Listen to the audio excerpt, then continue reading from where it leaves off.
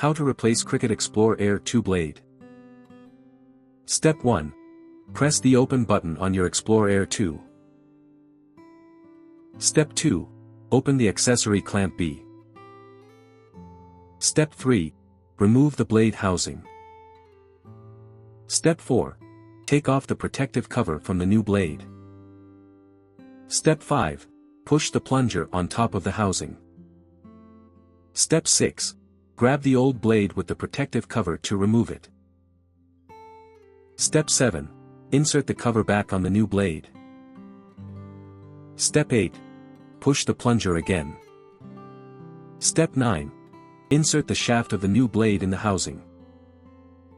Step 10. Insert the housing back into the accessory clamp B.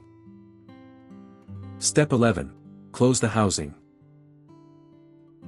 For more such help and information, visit us at www.mannymaker.com or call us at +1 786 866 5932 +44 020 3983 0480.